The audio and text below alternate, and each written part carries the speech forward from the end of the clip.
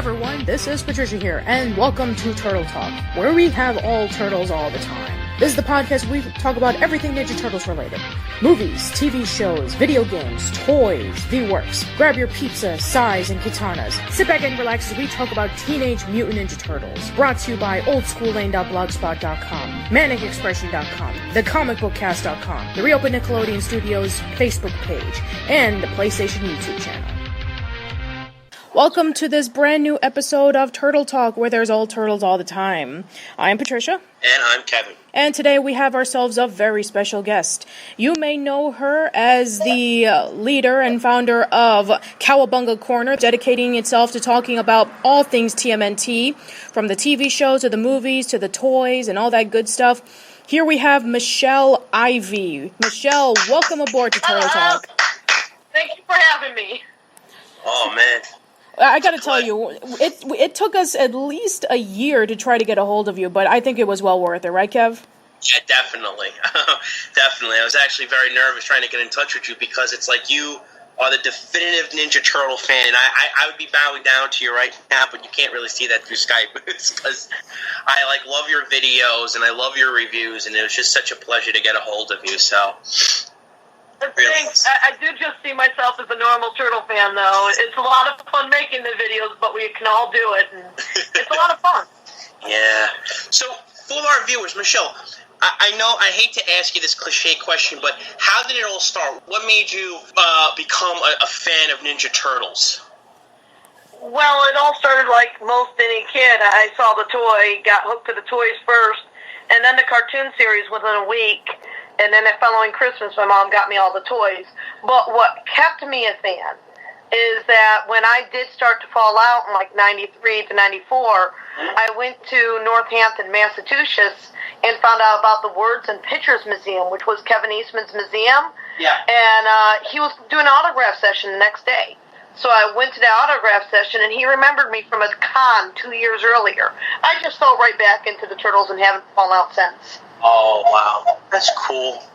Yeah, I mean, around 93 and 94, it was kind of a tough year to be a turtle. It was going in a very odd direction, either from the quote-unquote Red Sky season or the whole VHS tapes like, those sing-alongs and the TMNT Broadway musical coming out of their shells, so... Yeah. That stuff I actually enjoy. The reason I was falling out was different. I did birthday parties for a couple of years, from 1991 to 93, and in late 93, we got put out of business by the guy who owned the license. We tried to get hired by them, letting them know about us, and instead of doing meetings and stuff like that with us, he sent us a cease and desist order, and it just broke my heart. Oh, that's a shame. Oh, man. It threw me into depression, and I almost tore all my turtle stuff off the wall. My sister's like, "Don't do it! The Turtles didn't do it to you. This guy in New York did." And it took Kevin Eastman to pull me out of that depression. Well, thank you, Kevin Eastman. Yeah, and just for the record, I'm not the one in New York that did that, because I'm from New York. No, I love New York City. I love most New Yorkers I know. With the Coming Out of the Shells tour, I think it gets a much worse rep than it deserves, because it actually brought the Turtles to the fans. That is true. I guess you could... loved it. Yeah, I guess you could give it credit that it did give it to a new generation of fans. I guess the reason why most people hate it is because of that nostalgia critic / angry video game nerd review of the behind-the-scenes look of that movie. And everybody's saying, Coming Out of Their Shells was a cheesy show and blah, blah, blah, blah, blah, whatever. Sadly, his reviews have even ruined Turtles 3 for so many fans. I love everything that he hates. Me too. No, hey! He hates Doug, and I like Doug. Just because his name is Doug Walker, he hates the Nickelodeon Doug, and I love Doug. I can understand that to a point, because I didn't give something a try. When I was a little kid, I looked like Punky Brewster, and everyone would always pick on me. "You look like Punky Brewster," and I'm like, "No, I don't," because all I knew was the cartoon series. Yes. Then my mom got me a Punky Brewster doll that had real-life pictures of her on it, and I'm like, how did pictures of me get on that box? And then I became a Punky Brewster fan. Nice. Nice. Michele, my next question for you, I know this is going to sound a little weird, but if you could pick any crossover with the Ninja Turtles, whether it be a comic book character, animated series, who would it be, or what team would it be, and why? Well, I've been thinking about that a lot because there's two teams I would love to see crossover with the Turtles. Both of them are New Yorkers. I'd love to see, like, the Gargoyles, Disney's Gargoyles, crossover with them. Oh, yeah. I think that would just be a fascinating storyline all around. But I would also love to see Ghostbusters and Ninja Turtles. Oh, that would be so awesome. The Ghostbusters and Ninja Turtles. That'd be fun. You know, IDW owns the rights to both comic book storylines, Ghostbusters and Ninja Turtles. I'm just hoping one of these days they get the rights to cross them over. Hey, if both Ghostbusters and Teenage Mutant Ninja Turtles are celebrating their 30th anniversaries, why not put them together? Boom, you make lots of money. Yes, I like that idea. Ghostbusters Teenage Mutant Ninja Turtles crossover in honor of their 30th anniversary. Coming in stores, hopefully. I would. IDW, listen to this one. Yes, please. I'm really pleased because I would love I love Ghostbusters and I love Ninja Turtles and I've always wanted to see that. You know, I've always, especially the '80s Turtles and and the real Ghostbusters. That would be just like, I'd be like a nerd of coma just watching that. I could go with any version of Ninja Turtles with the Ghostbusters. You know, the live-action Jim Henson movie type Turtles with the live movie Ghostbusters. Yeah. That would fit so well. I know. And especially Jim Henson's Creature Shop, they could like definitely lend a hand like with the ghosts and aside from the turtle costumes, you know? Oh, yeah, they got all the talent there, especially with their new CGI puppeteering. Oh, man, I know. Okay, Pat, do you have any questions? I feel bad. I know I'm going to be asking Michelle a lot of questions. How about you, Pat? That's okay, Kevin. You can ask as much questions as you want. My question for you, Michelle, is what made you decide to start off Cowabunga Corner and talk about the action figures, the movies, and interviewing a lot of the people who worked on the incarnations of the shows and the movies? Well, Cowabunga Corner started because a bunch of different media started getting a hold of me, interviewing me, then cutting out all the good stuff and putting together their own stories, starting with VH1, trying to say that I'm trying to become a turtle and that I live on a steady diet of pizza every day. And then the newspaper tried to make me sound like some sob story. And then Ripley's Believe It or Not just took out any interview aspect and just said, she's trying to become the fifth turtle. I just wanted to cry. And then every time I get interviews, it would be like a huge staff of people for the most part. In 2007, this show from Canada came in. They did a fantastic job. That show's Fanatical. Oh, yeah. But in 2010, this one lady showed up for Channel 4 and the Detroit Free Press to do a story. She was here for less than a half hour, and it was one of my favorite articles done on me. And I'm like, wait, if she can film that fast, get it edited down to look like that, I could do that on YouTube. So I was going to just make one introduction video and see how it went, and it just flew all over the place. So I was like, fine, I'll do more than these. And when I was filming that first video, one of my best friends called me up and asked what I was up to, and I'm like, oh, I'm filming a blog for my YouTube channel, and she asked to edit it. So I said, yeah, jump on board. She's the one who helped me come up with a name for it. I threw 3 names at her. She picked Cowabunga Corner out of the 3 names. And we just decided to make it a weekly blog. Became too much work, so we're like, okay, 26 episodes a season, and then we'll see what happens from there.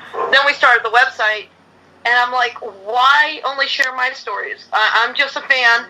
There's several other fans out there. Their stories need to be shared as well. And then the people who really deserve the chance to share their stories are those who brought us the Turtles, the talent behind each of the voices of the Turtles. Wow. Wow. I mean, that's just incredible. You know, starting off with just one fan doing something that interests you to becoming like a really huge, dedicated site full of TMNT fans, gathering up a whole bunch of people who are involved in TMNT, and just sharing together in this wonderful community. And how did you get in touch with a lot of the people that you did get in touch with? Conventions. conventions. I actually have been doing the behind-the-scenes stuff since, like, 1992. That's when I first started meeting Mirage guys, got backstage at the concerts. And then in 97, I was actually on the set of the TV show. I've been doing actual Ninja Turtle events where I've gotten to know so many people in person, to where I was going to Mirage Studios to see my friends, not to go see celebrities. And then in 2003, I made friends with the voice actors for the 4Kids series. Through there, I actually got to meet the voices for The Next Mutation, and I got to meet the new voice actors. Just been going on ever since. Wow. That's incredible. Kevin, do you have any questions? Yeah. With the new 2012 incarnation, which I have to be completely honest, I'm in love with. And, you know, I love how it's meshing all the incarnations from the 84 comic, 87 cartoon series, 2003, how it's even the live-action movies. You know, and I also like how they bring in the old characters back, too. But what would you say is your favorite new character so far, whether it be a villain or a hero from the new series? My favorite new character? Yeah. Well, does it have to be new or new personality? You know what? You could do both, or you could choose one, whichever one you want. Well, okay, for my favorite new character, I'm going to go with Chris Bradford. I love Dog Pound / Razar. Yes. I like how he's growing as a character. Oh, yeah. But for favorite old character with new personality, I'm going with Slash. I can't believe how well they've taken on this character in a new direction. Oh, yeah. I'm so happy that they got Corey Feldman back, because I have to say that first scene where we see Slash and he's just crawling before he rises it gave me goosebumps as a Turtle fan. And hearing Corey Feldman's voice, plus playing a character like Slash, and Slash's design, I love Slash's design. You know, it's got the 1990 toy look, but it's got that menacing look. And I also like how he tries to bring Raph closer to the dark side, and Raph's like, no, and I love that. Also, I don't if you remember that when he took their bandanas and he wrapped it around their arms. I thought that was a really nice new. Oh, I definitely remember that. Yeah, when he would beat them up, and it was like the first time we saw them without their masks. Because you remember in the '87 show, sometimes they showed them without their masks, with their masks, and it was so cool to see them with the bandanas. That was cool. They have so much more room to move around with that being CGI. I'm surprised they don't take advantage of that more. Oh yeah, and I agree with you. I love Dogcon. I also like Snake Week too. I just love that the battle scene in Rise of the Turtles when all the four and Leonardo, Raphael, Michelangelo battling him, and the Crane come. I thought that was just so cool. That is one of the fun but kind of creepy mutations. I mean, he was human, but now he's using human for fertilizer. Yeah, and then you see the heart in the middle of his chest. That was kind of like, and it was beating. I was like, oh man. Speaking of the 2012, they also have a lot of celebrity guest stars that come on the show. Well, I mean, Roseanne Barr, who does Krang Prime, and then we have Cassandra Peterson as Elvira, and Danny Trejo. Who would you like to see on the show if you could pick any celebrity you want? Any celebrity? That's an interesting notion. I don't actually usually go for movies for the celebrities. There are some people who stand out for me, so I'd have to say Robin Williams because of all the great cartoon voices he did earlier on in his career. The genie stands out big time from Aladdin. So, yeah, Robin Williams. Definitely. Yeah, I think Robin Williams, that would be kind of really cool if they did an episode of Robin Williams guest starred. You know, and he's going back to TV now. He's with Sarah Michelle Gellar, so I mean that would be kind of cool. You know? He's already working with a turtle person. Then that was April O'Neil for the 2007 movie. You can see that there's a turtle connection right there. Anywhere you turn with me, there's a turtle connection. I guarantee. And that's what I love about talking to you because coming from turtle fans, I like that. I like how there's like a connection. When you can take something like, that was from the Ninja Turtles and stuff because, little trivia bits. Out of the action figure line, right, we know that there were some of the toys that came out that didn't appear on the show. Fugitoid. This is the 87 one. Yeah. And the original Pizza Face. Out of the toys from the original Toyland, what would you have liked to see appear in the classic cartoon series? From the toys. That one is a bit of a tough one. It would have been cool to see a different version of Fugitoid, because, they would have gave him a new twist. Yeah. But I would have liked to see PandaCon. Oh, yeah. That would have been really cool. I liked PandaCon's comics. I think that it was great that he got into the toy line, but it would have been really cool to see him animated. Oh, yeah. I agree, especially on the blister card where you see him crushing Krang. Yeah. That was pretty cool. So, other than Turtles, what else do you like? Are there any, other shows that you're into as well?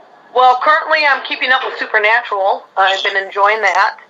I love, Avatar: The Last Airbender. I like so many 80s shows. I can't list them all. Elf, The Muppets. My favorite music group is actually from the 60s. I'm a big fan of the Monkees. Oh. So, did you like the television show, too? Yes. Oh. In fact, I've had the honor of meeting and going to several of their concerts. Wow, that's great. Wow. Have you ever had the chance to meet any of them?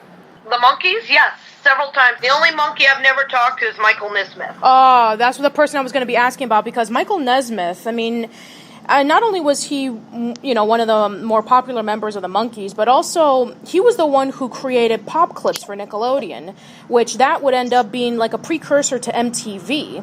Yep. He's done a lot. When his mom passed and she created Liquid Paper, he was able to break away from the scene of the Monkees and do his own stuff, which is where all that came out of. Ah. Wow. But now he's back with the Monkees since Davey passed away a couple of years ago. Yeah, I did hear about that. That was really sad. Now, I have another weird question to ask you. When you read the comics, say the 84 Ninja Turtles, or even the Archie comics, when I read them, sometimes I hear the voice. I always hear the voices. Now, because of the 2012 series, when I read the 84 comics, I'm always hearing Sean Astin as Raphael, or Josh Peck as Casey Jones, or Mae Whitman as April. When you read the comics, what kind of voices from the shows do you hear to interpret the Turtles' voices when you read the comics? It usually goes along with the first movie. Yeah. I love the first movie. Robbie Riz and Townsend Coleman are my two favorite versions of Michelangelo's voice. Oh, yeah. And as you may have seen on Cowabunga Corner, I've interviewed both of them. And I have to say, the one who is most like Michelangelo in person, when I go and see him, and I see him quite often when I'm out in California, is Robbie Riz. Oh. His voice will actually slip into the Mikey voice without him realizing it. It's quite amusing. It's the first movie was such a... it's a classic. Not only did it, break a lot of box office records back in 1990, but it definitely was... What I loved about that movie was that it was like the 87 series, but with the original comic book, and that was a great feeling to see that, because it's it fit right in the time when the show went to... The perfect blend. Oh, yeah, it was the perfect blend. Definitely the perfect blend. Yeah, it's a perfect blend that no other movie was able to replicate ever since. Yeah. Yeah, the second movie, the director wanted to go lighter because of all the complaints. The third movie, they finally get the back Eastman and Laird in charge of the script to make sure it doesn't go lighter, but then they get the new Creature Shop, and they gave the voice actors way too much leeway with what they were saying. They had a lot of freedom, and personally, I love Corey's work in the first movie when he stuck to the script, but I think in the third movie he was trying to make him into Michelangelo. Yeah. So, yeah. But Mikey had the best plot line in the third movie. Yeah, and as for the 2007 movie, it didn't know what it wanted to be. It didn't know what it wanted to be, a continuation of the 2003 series or the comic books. It was a weird amalgamation that had a bit of an identity crisis. And as for the new movie coming out, well, we won't say because it hasn't been out yet, but as some of you listeners have heard in previous episodes of Turtle Talk, Kevin is not excited about it. I'm going to say right here, at least it's not M. Night Shyamalan doing the movie. Wait a minute. Hey, now, I wanted to see him in a cameo as a pizza delivery boy. No way. I know. That was a joke, folks. I'm just... Yes, because everybody knows that M. Night Shyamalan did such a wonderful job in The Last Airbender. Let's give him TMNT as well. Ugh. We got to keep him away from TMNT. I think I can live with Michael Bay over him. Yeah, Michael Bay gives us explosions and extremely weird, plots about, apparently, Splinter being April's father, or we could have that, oh, what a gasp, instead of them being the Turtles, we're the Turtles. What a twist. We were the Turtles all along, deep down inside. Well, I've always said it, and I actually, this is how I feel. I personally, if I had a choice, or if I'm not saying if I had a choice also, but also if they had a choice, what I would have really liked to see is them do a live action version of the 2012 series. So this way, when kids, like little kids, go see it, because a lot of kids, a lot of little boys are in love with the show. They could actually be like, oh, that makes sense. April's a high school student, because when they go see it, they're going to be like, why is she a news reporter? Or I really would have loved to see a movie based on the original comics, but with the 1984 drawn style. And I had that in the 2003 series. Yeah. Comics, even though it wasn't as dark as the comics, the 2003 series is the best homage we'll ever get to the Mirage comics. Oh, yeah. Well, okay, I have a question about the 2003. Okay. What did you think about the nanobot? Because I like the nanobot for some odd reason. I love Nano. Nano too, right? Yeah. I don't know why, but I felt really sympathetic for him in the beginning, and then when he became that monster, I just was like, wow, that's a cool character, I love that his story even got wrapped up where he joined the Justice League. Yeah. It was really a well-rounded, finished-off story that they did. Yeah. Oh, yeah, definitely. I agree. And that's why a lot of our listeners, they prefer the 2003 series, because not only was, for the most part, the one that most of them grew up with, but it was the one that was the most faithful to the comic books. Right. I'm hearing a lot of mixture. I hear some people calling it the middle child syndrome, because if you notice, the merchandise is focusing only on the classic or the new stuff, and the 2003 series has fallen wayside. It's really depressing, because I guess that maybe... series... Yeah, I guess so. Maybe it was because it's done by 4Kids, and we already know how much of a bad reputation 4Kids gets when it comes to their dubbing. Michelle could understand where I'm coming from, because I collect the toys too. I actually really hope, and I know this is probably a far-fetched idea, but you know how we got the classic collection and we have the first series based on the 87 Turtles, the 88 toys? I really hope they do something for the 2003, because like you said, it's got that middle child syndrome, but I do hope that Playmates somehow shows some kind of they actually do some toys based on that line too, I have a really strong feeling that they will someday, especially when a few years down the road, when people are starting to get nostalgic about the 2000s. I wouldn't be surprised if they do start releasing some stuff based off the 2003 series. Yeah, we're going to have to wait for that, though. Yeah, because right now everybody's still getting nostalgic about the 90s. I'm still getting people hooked to the 2003 series. I got a friend recently who said she never gave it a chance because of the 4Kids thing. I brought her over. She's halfway through season 2 now within less than a week of watching. Oh, wow. Now, wow. I have another question to ask you, Michelle. We already got the complete classic collection box set from Lion Gates of the Turtle Man and all that. Do you think we'll ever, or do you want, because I would like this too, if we ever get a complete box set of the 2003 series? That would be so exciting. Yeah. I would be out there, especially since we still don't have Back to the Sewer on DVD here in the United States. And we only have an edited version of Turtles Forever, which is just wrong. We should have the on-cut. The one where we see Kevin Eastman and Peter Lard when at the end scene when they when they have the comic book and they're finished. Well, that and there's a bit more to the uncut They made it originally for a DVD release, and then they cut it for the 3 episodes. And they showed the uncut version at San Diego Comic-Con 2009 inside of like a theater setting, a bar theater. We had a huge party. It was a lot of fun. Then we came home. We got to see the cut version on TV. The DVD was supposed to be coming out. It was supposed to be coming to theater as the uncut. And then the buyout happened. Well, when the buyout happened, 4Kids fastly released the uncut for a short time on their website.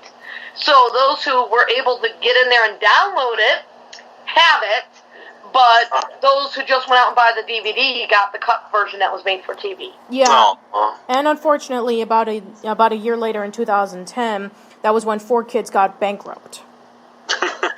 Well, even then, 4Kids couldn't do anything anymore because when Nickelodeon bought out the Turtles, when Viacom bought them out, they bought everything. They own the 4Kids show. They own the classic show. They own everything. The only thing that they cannot control is Peter Laird has the right to release 18 comics a year without going through them. Right. Oh, wow. It was so sad. But at the same time, I'm excited with the new series and the comic book, so I'm not as sad as I was back in 2009 when I heard the news. My thoughts wasn't like, oh, they're going to destroy the Turtles. My first thought when I heard about the buyout was how many people were going to lose their jobs. How many of my friends were going to lose their jobs. Oh, yeah. Oh, definitely. Anyway, I have a question, Michelle. In introducing, people to all 3 of the animated incarnations, what would you say are the pros and cons of each of the incarnations, and which one do you think was the most consistent? That's kind of a tough one. The pros for the first one is it's very lighthearted. It's good to show to young children. At least it used to be. I tried getting a young kid who loves the Nickelodeon series to sit through the old one, and she couldn't make it through 2 episodes, but she'll sit through the same episode over and over again of Nickelodeon. But I think that the old series has that nostalgic feeling that's really good for us older fans, but I still think it has something for the kids. The cons for it is simply that they really, even though they had an underlying storyline, it wasn't really showing, so the progress of a character would not show from episode to episode. Unless it was meant to, like Michelangelo losing his nunchucks.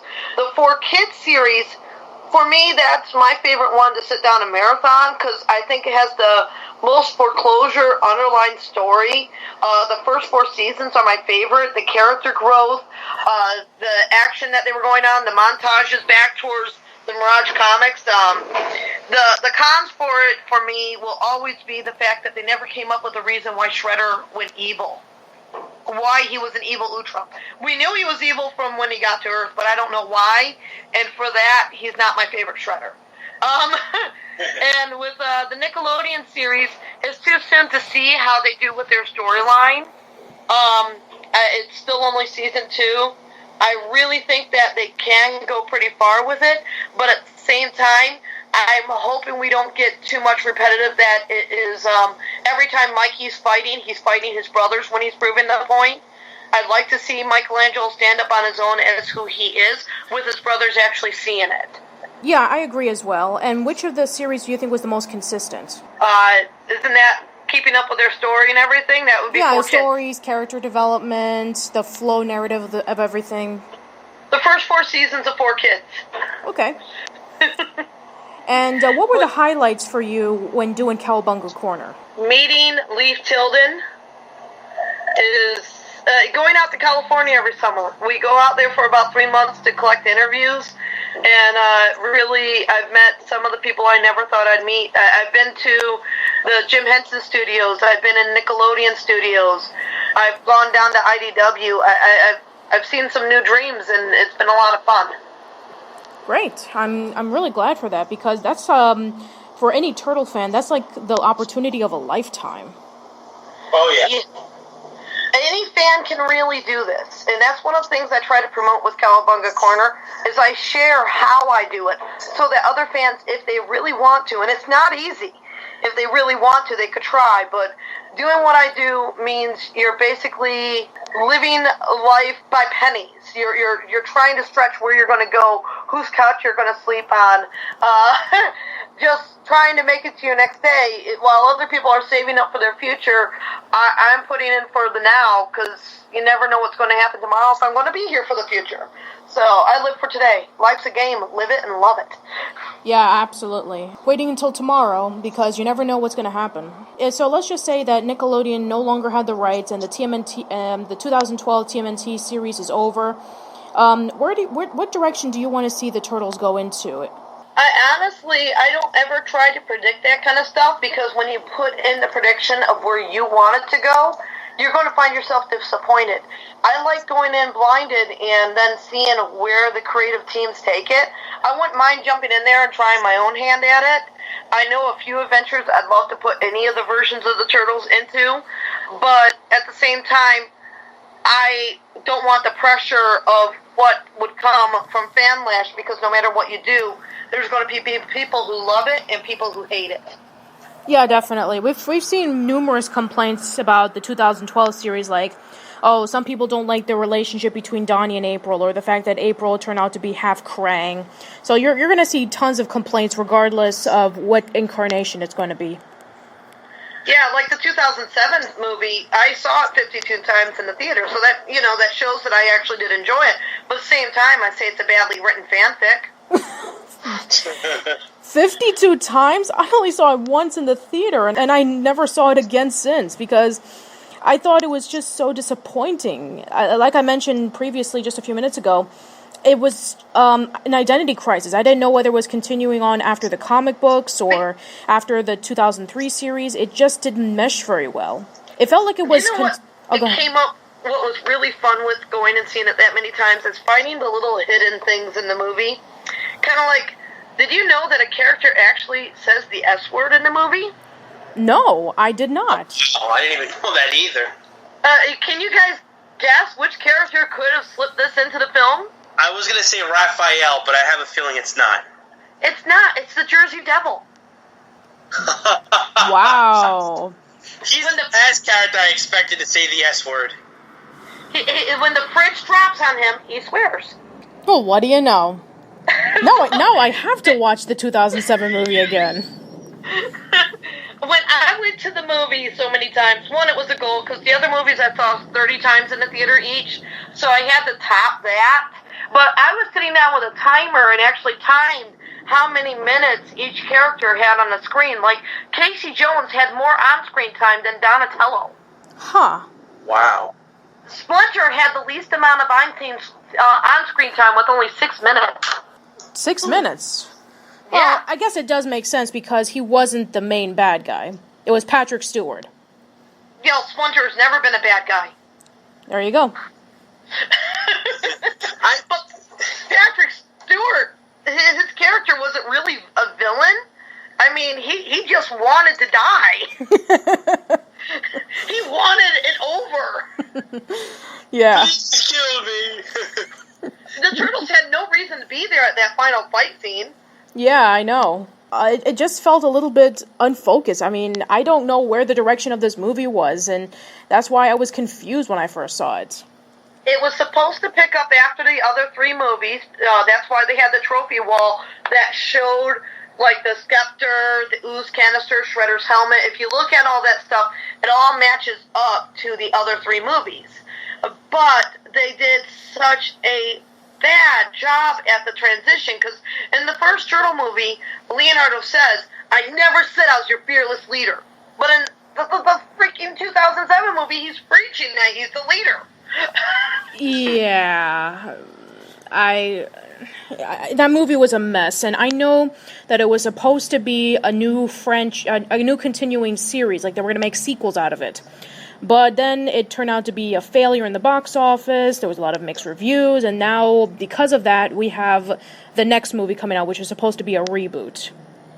Now, with the movie, why I have no problem going and supporting the franchise, with seeing a movie that I wasn't 100% behind, is because I want to see the franchise there for the future generations.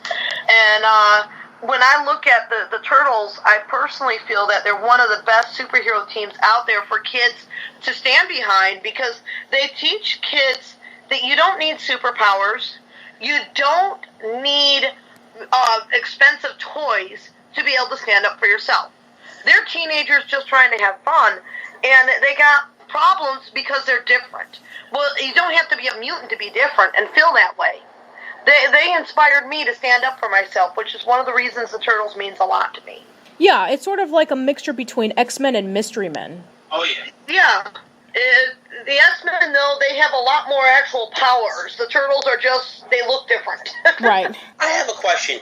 I don't mean to derail from this, but again, I really enjoy watching your videos, and it's not the interviews and the questions that you ask. They're very, they're very original. And what I also like is when I watch your reviews, it's the accuracy and everything. And like I said, I really respect you for being a true Ninja Turtle fan. And when you said earlier before about that, people, any fan could do that, talk to these, do interviews and stuff like that. What word of advice, if you can give advice for people who, okay, I'm going to give you an example. Say somebody likes He-Man or Spider-Man, and they want to do, make videos and talk to, say, Stan Lee. What advice would you give to someone if they really have a passion for something to go out and do it? In your opinions or your words. The very first and the most important thing to remember about each of these people that we're interviewing is everyone is human. Right. You have to go in there and treat them like they are normal. You got to say, hey, we're on the same page, we're the same level. If you go in there idolizing them, they're not going to take you as seriously.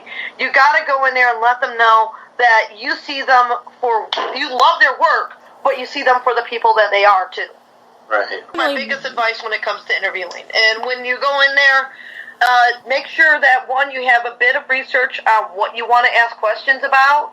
If you don't already know, some interviews where I'm going in, I don't right away know. I'm like, oh, I'm going to go in and talk to this person. He's brand new to the Turtle team, so I don't know his past. I go and read a little bit of his past just so that I'm not only asking Turtle questions, I'm also showing an interest in their life.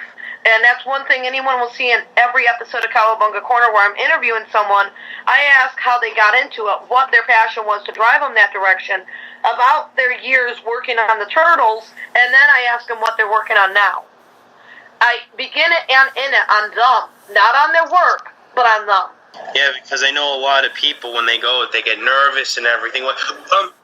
When you did your first interview, were you nervous? What do you remember how, what your first interview was like when you had the chance to talk to someone?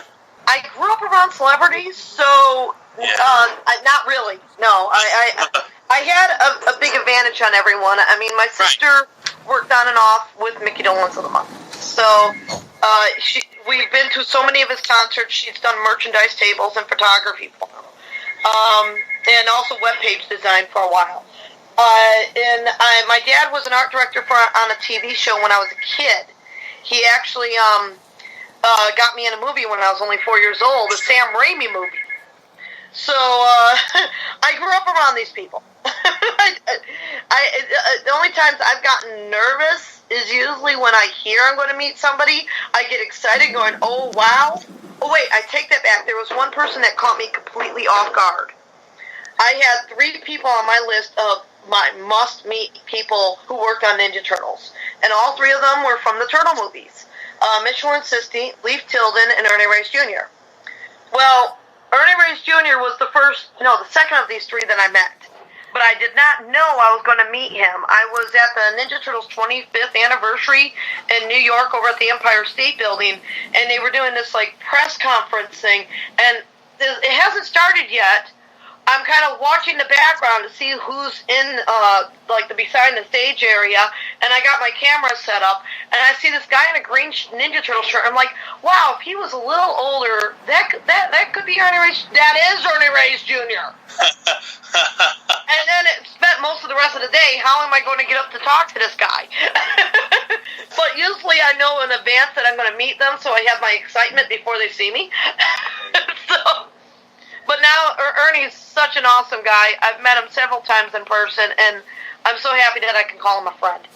Oh, that's so cool. That really is. That's so cool. Same thing goes for Misha and Leif. I've met them, all 3 of them now, and I still can't believe that. So I'm working on a new set of celebrities I need to meet. Would you mind telling us, or are you gonna? It's gonna be a surprise. I'm excited that Whoopi Goldberg is in a new movie. That gives me a reason to want to meet her because I've liked her ever since the movie Ghost. Who doesn't love Sister Act? Come on. And Sister Act too? Yeah. I mean, come on. Yeah, I mean, I have to agree with you. Come on. Even before she was cast in the new movie, I love Whoopi Goldberg. So I'd like to meet Patrick Stewart, but I refuse to pay the convention prices to meet him. Nobody's worth that much money. As I said, we're all human. This is their job. Yeah. But I'm sorry, I'm not paying hundreds of dollars just to sit down in a panel room with a bunch of other people. And then, off the top of my head, there's not too many others I'm, like, really, really excited to meet yet. The reasons that Misha, Leith, and Ernie meant so much to me was with Misha and Leith, it was, I'm a costumer, and I really felt like they did the best inside the turtle costumes in the first 2 turtle movies. They stood out above the others with their performance-wise of bringing the characters to life for me. Right. And with Ernie, it was a teenager being able to defend himself with the martial arts so well. Oh, wow. And then reading the interviews about him, being 9 years old, defeating adults in competition as a third-degree black belt, just shocked me. It's like, okay, I got bigger kids trying to beat up on me, but if this kid could do that, then I can stand up for myself. So those ones actually had a reason behind the passion, besides for the fact that their names are attached to them. That's cool.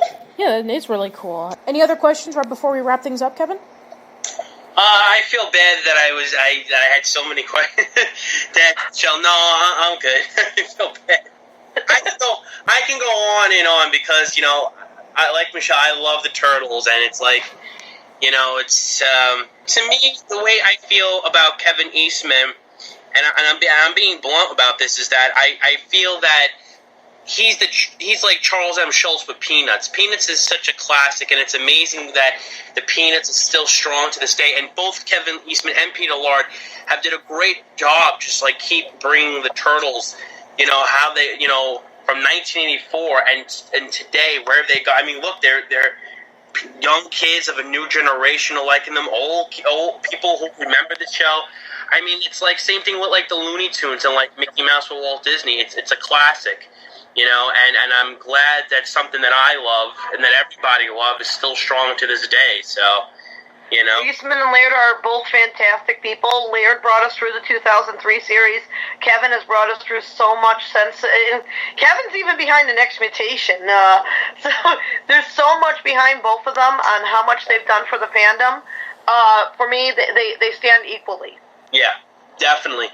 When I think of Ninja Turtles, I always think of both Kevin Eastman and Peter Lard. I think of them both equally, especially when I read the comics too.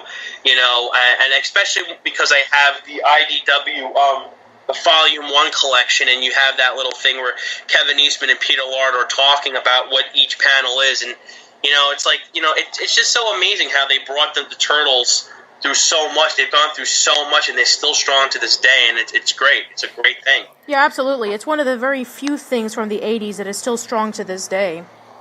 Yeah. That's what the power of those characters brought together did, and really the creative teams behind it has helped kept it alive. Yeah, oh, yeah. Definitely. They were able the fans. And the fans. Yes. A lot of us. Yes, the fans is one of the biggest things for sure, but I think the reason why the Turtles is still strong to this day is because people who have a passion for the Turtles are able to take them into completely different directions, but at the same time keep the same characters and mythos of what made it great, and it's able to generate fans, both young and old, and I think it'll still continue that way. I think so too. I really do. I really like where Ciro Nelli is going with this. And I love how, he's giving all the old characters, like Mutagen Man and Baxter Stockman, the Rat King.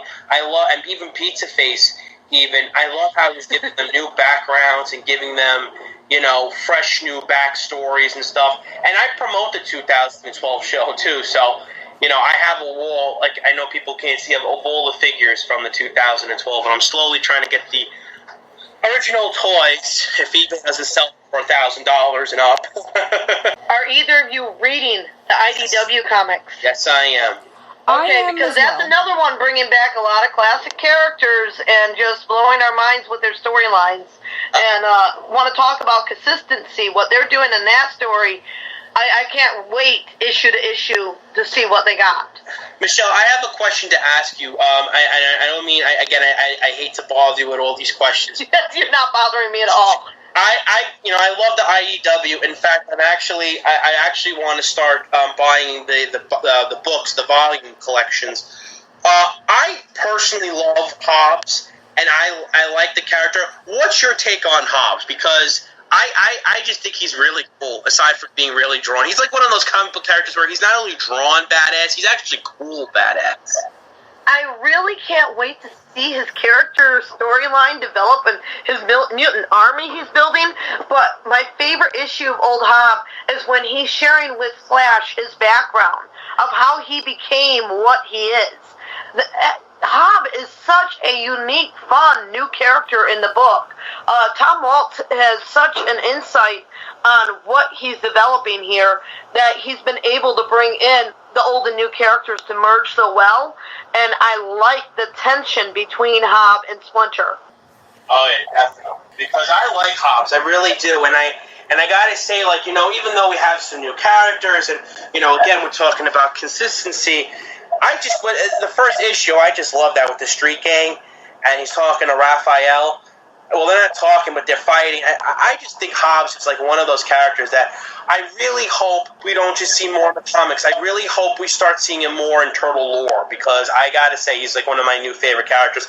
Aside from Dog Pound, Chris Bradford / Dog Pound / Ratzar / Clancy Brown. No, I'm joking. I had to throw in Clancy Brown because I love Clancy Brown. So I figured Chris Bradford, Dog Pound, Razzar, Clancy. Yeah, I know, corny joke. And Snakeweed. I really hope we see more of Hobbs.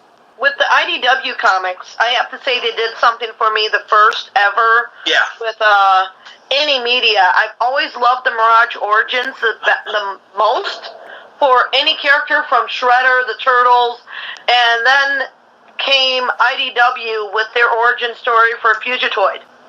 It is the first time that I've ever liked an origin story other than the Mirage story the best. Oh, yeah. Fugitoid's background is just wow. I know people are going to judge me for this. We were talking about earlier before in our interview with Michelle about crossovers.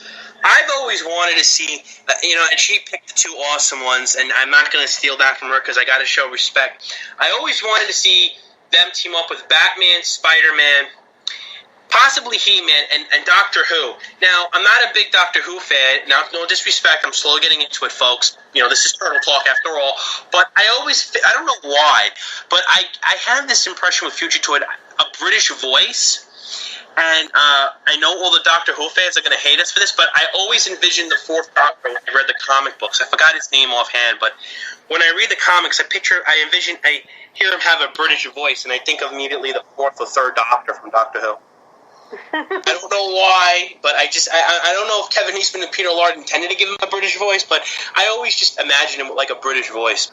With Doctor Who, that's another one that IDW can make happen. They own those comics too. See, I think that would be so awesome if they took the Turtles with Doctor Who and just like, because they did Star Trek, so I mean, come on, why not do Ninja Turtles, man? I mean, I'd be happy with anything with Ninja Turtles, but I am excited that we got to see a Ninja Turtle X-Files crossover this year. Oh, yeah. That was fun. It was cool that they were meeting the Long Gunmen. So, no, the Long Gunmen. Now I want to see these other crossovers happen. I know. I really hope they, because I got to well, I'll tell you what, though. Would it be so far-fetched if they did a Muppet crossover? No, that would be cool. I mean, I think they really, because I gotta tell you something. This is something funny. In the Muppet movie, I forgot his name. He's from Modern Family. He asked Kermit the Frog, "Are you one of the Ninja Turtles?" And when I heard that, I was like, "Oh." Why can't they just do a crossover already with like the Ninja Turtles and the Muppets? I personally was not a fan. That's like one of the few Muppet movies I did not enjoy too much. I think it was too much about the humans. But the new Muppet movie they just came out with, the sequel, was fantastic. Oh, you like that one? But yeah, I like the new one. I don't like the one before. Any questions, Patty? No, I think that should be it. How about you, Kev? No, I'm good. Again, I know I got to stop because I'll keep going and talking and talking and talking. Like I said, I love the Turtles. I actually just bought the new Mutagen Man figure. By the way, I love Roger Craig Smith's Mutagen Man Pulverizer. What was your reaction when... Because I actually felt really bad when he got mutated, and a lot of people on the Technodrome forums, they got really upset that he got mutated. What was your reaction when he was like, help me, and everybody ran away from him, and then he turned to... I felt bad for him, but he kind of brought it upon himself. What bothers me is that now that he's a mutant, he's angry at Donatello when Don was the one trying to stop him from doing it. I know. I really felt bad for Donatello at the beginning of season 2. I know. And Rob Paulson does an amazing job as Donatello. I mean, I love Barry Gordon, too, as Donatello. I think that he's done a lot better at Donnie than a lot of people predicted. Yeah. Because when it was first announced, everyone's like, "Oh, we're going to hear is Raphael." But now I talk to so many people who watch the series, and they're like, he just pulls me right into the character. He does. In fact, he pulls you so into the character that people who didn't really care for Donnie in like the original incarnations, they say that Donnie's their favorite character. Yeah, I actually like this Donatello. I think he's really cool, especially when him and April, when he's like, he's trying to woo April still, and even though he knows deep down it's not going to work, he's like, whenever she gives him a kiss or a hug, he turns beet red and he like slaps it in Casey's face, and Casey's like, yeah, okay, I'll get you back. Yeah, you think you won this round, but don't worry. And then he like hits him on the head with his hockey stick or something, which is a nod to Eastman, Kevin Eastman, because his last name is on the hockey stick, which I thought was really cool. Do you notice that he also has Laird on his outfit too? I know, I'm so angry that they didn't include that on the toys. I was like, I know it's not that hard to put Eastman and Lard, but I really wish they would have done that just to be like, come on. I would have loved that. Yeah, I would have liked that too. And I'm also glad that Donnie is actually getting a little bit of development in the 2012 series, especially with Casey, because when you think of Casey and one of the Turtles, you always think of Casey and Raphael. Right. True. Now, Michelle, one more question. It's about April O'Neil, because I love the character of April, and like all the Turtles and all the other incarnations, she's been through so much. What incarnation, whether it's the comics, IDW, the 2003, the feature films, what incarnation do you say really interests you about April? 2003, because she realizes that she's now hanging out in this more dangerous lifestyle. She has to learn to defend herself, and we watch her progress in her training. We don't just see her, now she can magically fight. We watch her learning and her expressing her interest in learning because of what she's going through. Right. Okay. Yeah, and also, not to mention that, I think Veronica Taylor did a really amazing job of portraying as April. I mean, she had some big shoes to fill after Renee Jacobs performed as April O'Neil, and I think that she was able to stand out on her own, and Mae Whitman for vice versa as well. Yeah, every April's been able to stand out there. My favorite April actress goes to Judith Hoag. The first movie, she did such a great job as April O'Neil. When Paige Turco took over in Turtles 2 and Turtles 3, I missed Judith. I'm like, why'd they change April? I understand now after hearing some of the stuff about it, but I really just, I wish they could have stayed with the first April. Well, if you don't mind me asking, just for the fans, what exactly did happen, or if it's too, Judith was kind of encouraged to ask for an increase in pay because she made the movie what it was and not the Turtles. And so when she asked for that increase, they went to a different actress. Oh, that's a shame. Yeah, it's from what I've read, it is a regret. She wishes she could have stayed along with the film because she really loved working on the first movie. See, I liked it because for some odd reason, you know what I liked? I'm going to tell you something. It's a little odd, but what I noticed about April is if you really look at the big picture, if you look at the comics, in some sense, she actually looks like the comic book versions. Now, I'm not going to go on a tangent with the 2014 and the all that stuff. But if you look at the live action versions, Judith actually has the curly hair and the petite of April. So it's like, it actually just seemed like, I always thought for some odd reason, because in the first issues, I always thought like April was Hispanic, which I'm cool with. When I watched her, I was just like, wow, she really looks like April with the curly hair and the petiteness and it's like, everything about her. And then, of course, you see as the news reporter, you think of the comics. But for me, not the comics, the cartoon. The cartoon aspect, and you think of, her.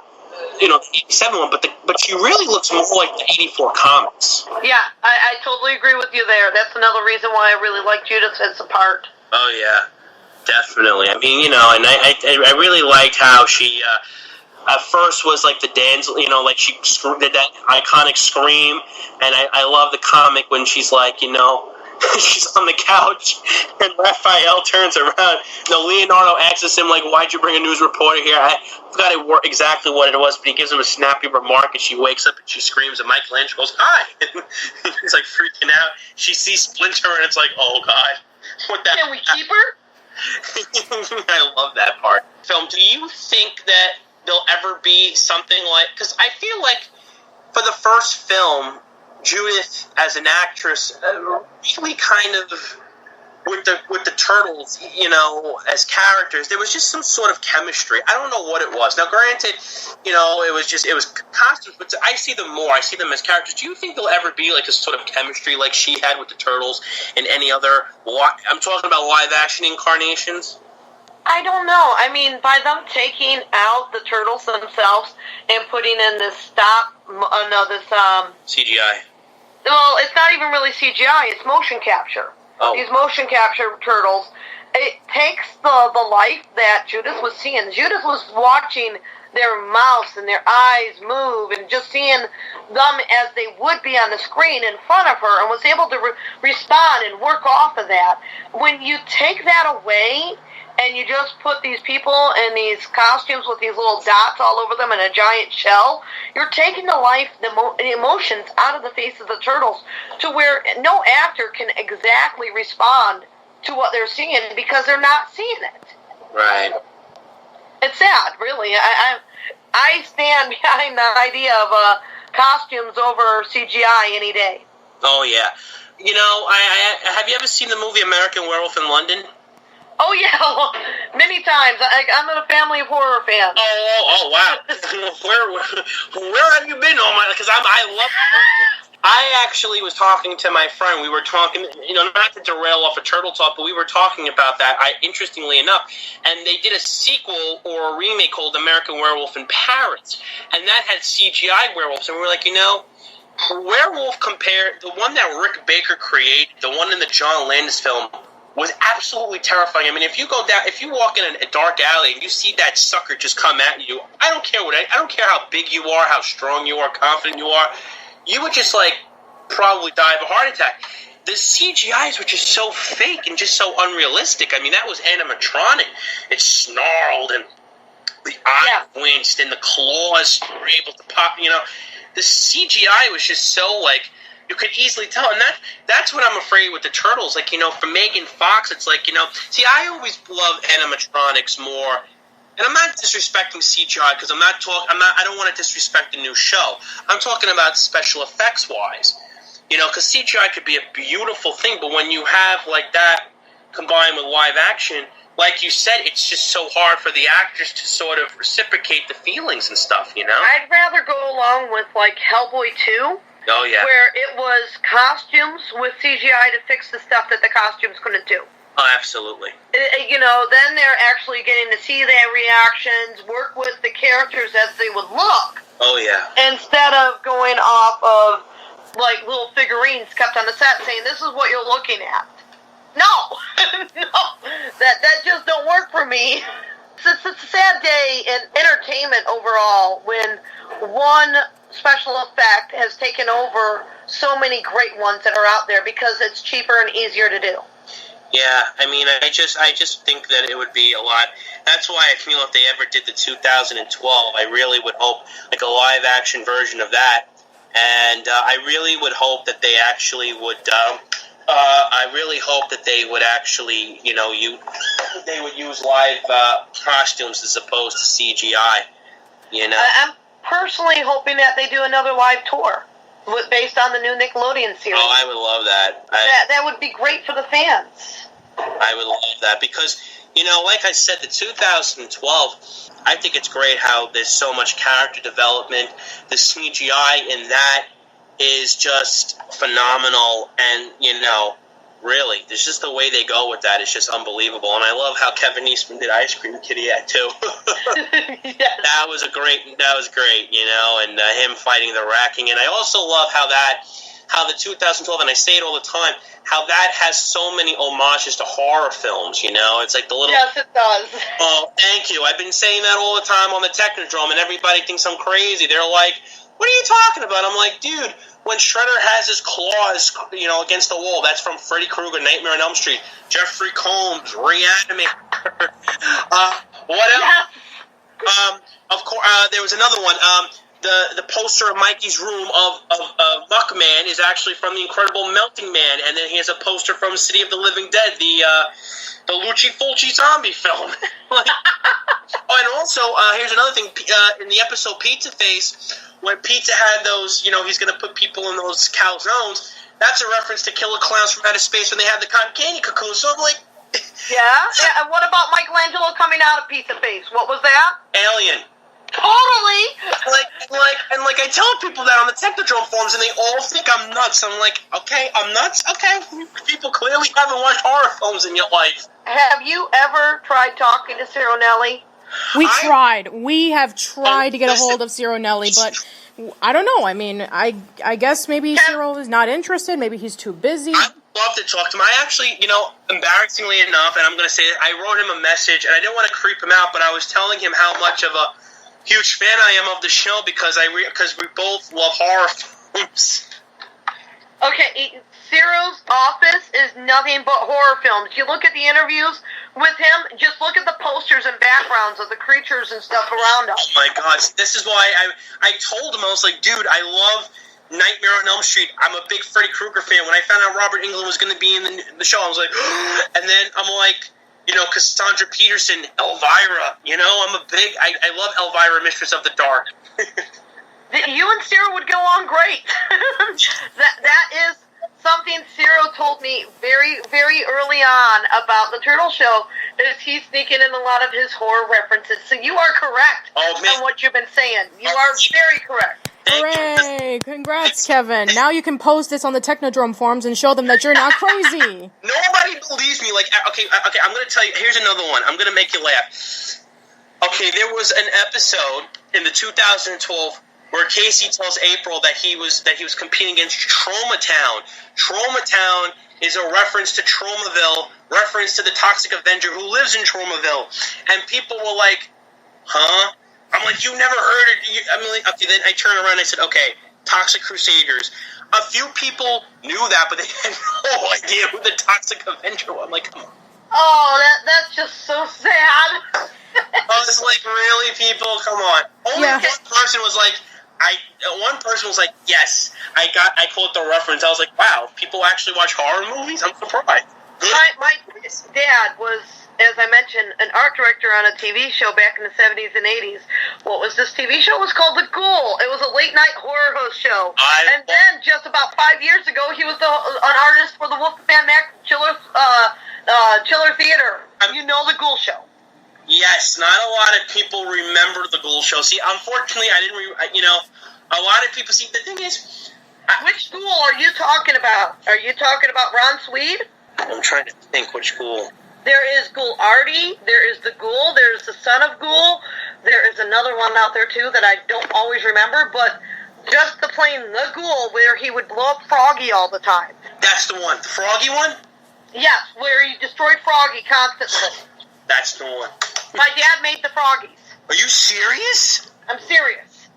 Holy crap, Do you man. remember any of the Ultra Ghoul cartoons where Ghoul was a superhero? I'm trying to think. I'm really... Search Dave Ivey, the Ghoul, and that cartoon will come up, one of the cartoons, and watch it. My dad did that cartoon completely by himself. Wrote it, did all the artwork, all the voices, all the animation, everything. God. I think this was dangerous that we actually... Because I love... Like I said, I love the horror films, and I love stuff. See, I'm actually into... Because I'm also a screenwriter. I'm also... I have a screenplay. I know I bother you all the time. I'm like, Michelle, check this out. Read it. So it's like, but I'm actually into the Twilight, the original Twilight Zone, and I'm getting into that. Oh, good stuff. The original Twilight Zone. Yeah, we did a whole podcast of it recently. Yes, and also Tales from the Crypt. And I realized that Zero had John Caster on Teen Titans, and I was like, wow, I love John Caster. Like I could name like so many episodes from Tales from the Crypt. The one with Morton Downey Jr., the one with I'll go on and on with that. I better stop.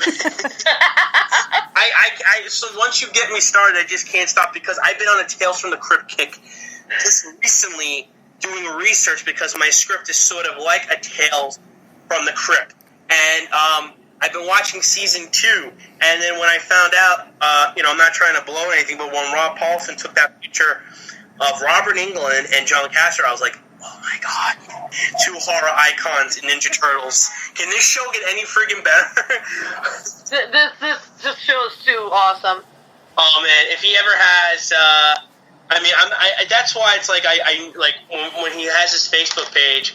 And I don't like to comment because I know there's a lot of people who comment. I love when he's generous enough to put hey, check this artwork out and stuff, and this and that. But when he shows us artwork to the show, and I see those the inner '80s monster horror film child in me is like, thank you, Zero Nelly. With that, you just made the show 100 times better. If you're 80s horror films like us, man, like me and Michelle. And you would definitely enjoy it. I mean, it's got so many 80s horror references. And I liked it again when he did it with Razar, when Razar had the claws and Mikey gets shell acne and he's taking his claws and he's just scraping it. I'm like, oh, it's like Freddy Krueger right there, right all over there.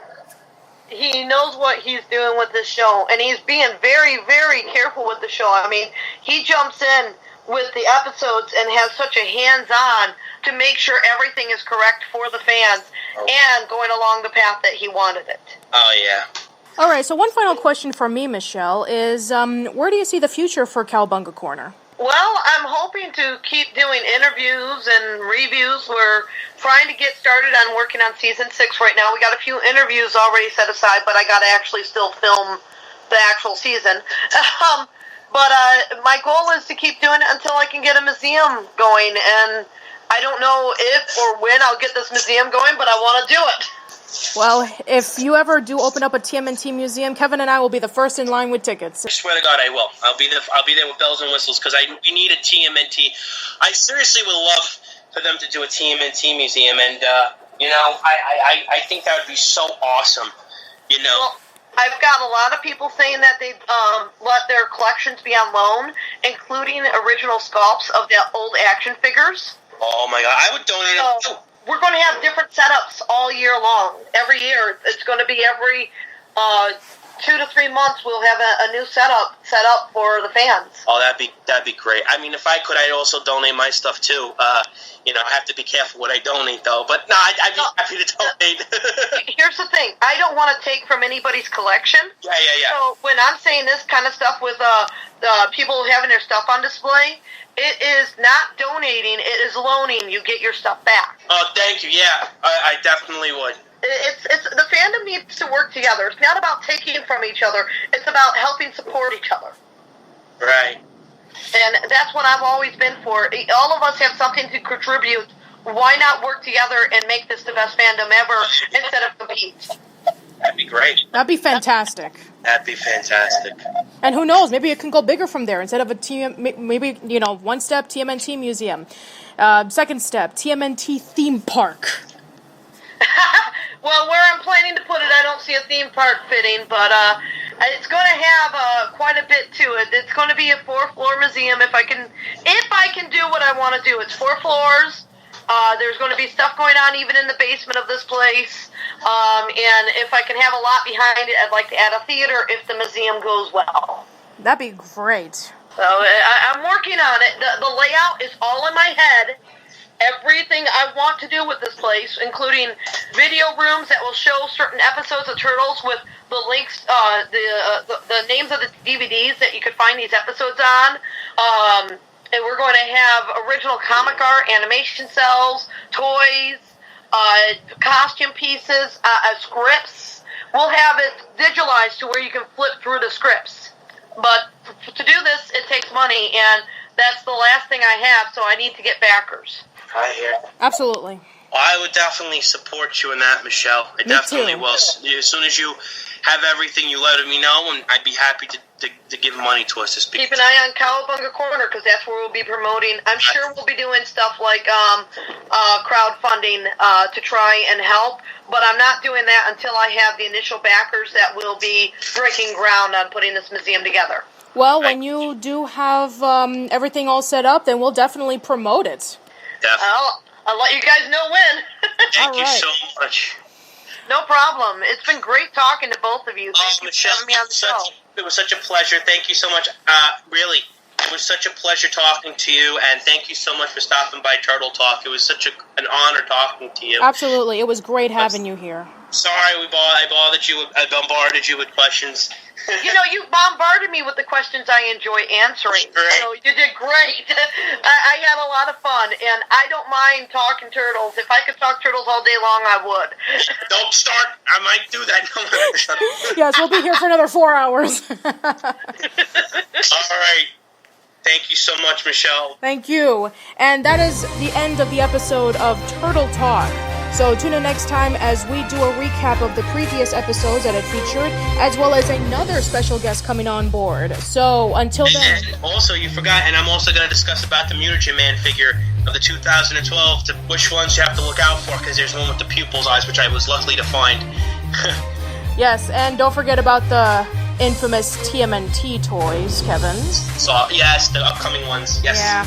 So until then, we will see you in the next one. So, bye-bye. Bye-bye.